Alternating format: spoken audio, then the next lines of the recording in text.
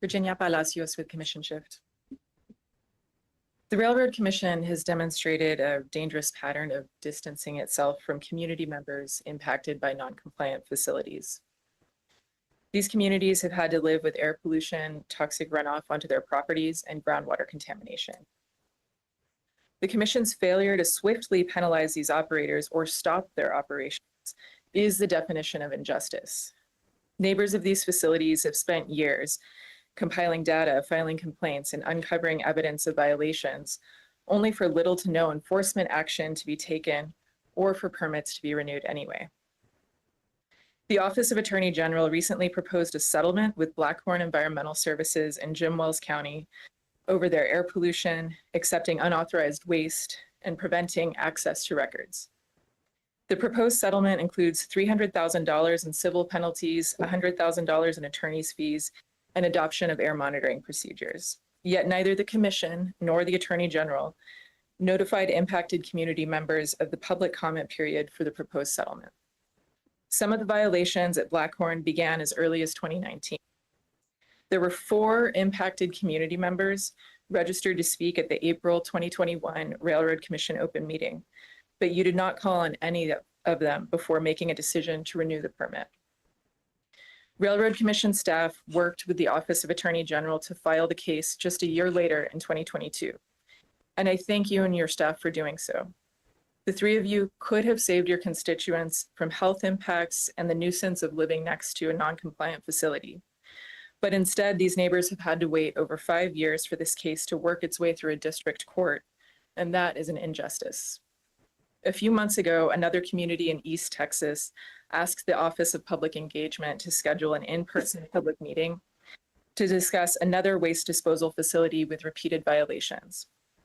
The request was clear that the community did not want to rehash the permit decision, but they wanted to hear from the Railroad Commission and have their questions answered. The response from the Commission was to deny the request for a public meeting on the grounds the permit had already been approved, and to shut off all communication to Commission staff, except through the Railroad Commission's attorneys. Public agencies exist to serve the public. That means that you and your staff must make time to hear from and educate the public. Meaningful public engagement is a two-way street. It takes place both in person and online. It should be welcoming and non-threatening, and it may get us one step closer to justice.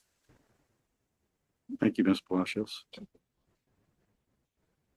All right, that wraps up our public participation. Chairman, may I mention something? Sure. I appreciate what Ms. Palacios has just said, and I agree that people should have their opportunity to speak at any time. I'll give you an example, though, that concerns me of what's happening in our political environment everywhere. So I can talk all day on that, and I'm not.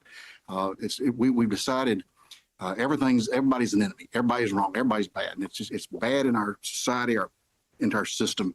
Another subject for another time, but directly to this. When I had the instance of local friends or local neighbors that were concerned about a disposal facility being in my home area, I called up our office in their region and asked, would you go into the deal and have a public meeting, meet with these people, answer all the questions? My 3 people that I asked to go that are subject to my call were yelled at, screamed, told that they were a bunch of jerks, and really harassed at that public meeting. Now, it's not responsible for me to send our employees to be harassed and have such treatment by the public. So there's 2 sides of these public commentary situations. And it concerns me that we can't get together and talk in this country much anymore because we've already all made up our minds and we're not ready to consider anything. So when the public gets ready to hear and reasonably discuss, fine, but I'm not going to send personally people that are responsible to me and order them to go into a situation where they're attacked. So I'm just saying there are 2 sides of this issue of public commentary that I agree need to be worked, but there's 2 sides of the coin. Thank you. Thank you, Wayne, or thank you, Commissioner Christian. I'd like to add too on Blackhorn that you had brought up earlier. From what I understand happened there was they took in some waste that wasn't under our authority. And it's in regards to the air emissions, that's not either under our authority. I think they were taken to court by another agency that is or does have that authority. So Just want to make sure I cleared that up. Sure, please.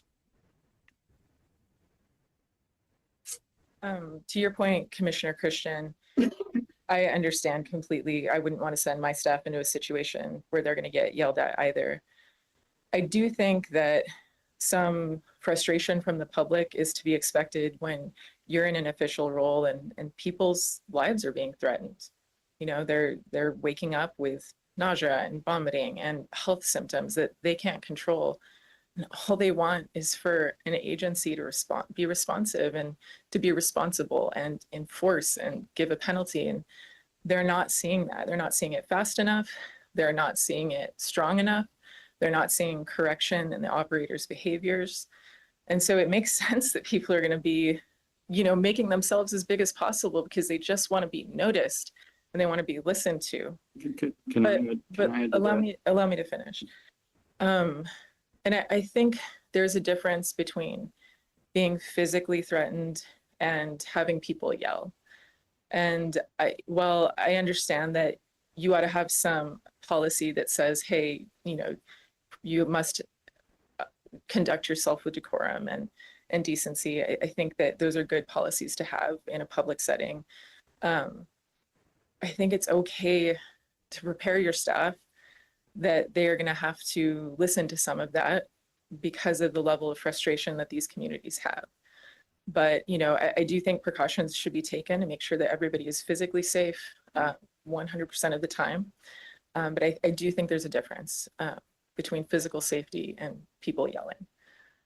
And on Blackhorn Environmental Services, you know, there were quarterly reports coming to the Railroad Commission as early as 2019 showing they were taking inappropriate waste. And that's kind of what my point is that the commission could have identified this much sooner, acted more swiftly, you know, given penalties to the company and stopped some of this. You could have not issued that permit and that would have saved a world of trouble. Yeah, I looked into that really close, and the reason we didn't really show up is that the liquids that we're bringing in for their deep well were shown to have been formed around oil and gas places, which they weren't.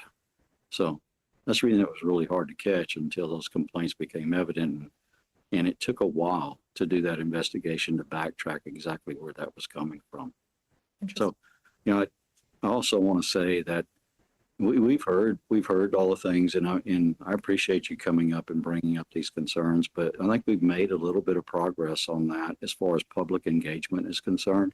And I just can't encourage people more. We have that available now to please utilize it. That's what gets our attention. You mean the listening sessions? Yeah, the public engagement sessions that we have through our communication. I pay close attention to that and just beg people, if they have issues, please use that. And, you know, that's why I'm stressing in person is needed also. You know, sometimes in these communities, it's typically like an older population. They might not be as comfortable hopping onto a Microsoft Teams or a Zoom. And also a lot of these areas, you know, in East Texas and West Texas don't have great internet access. And so being able to take staff and like be in person with people, get questions answered and do all of this in real time is really needed for these communities. Well, thank you so much. I appreciate it. Thank you for listening.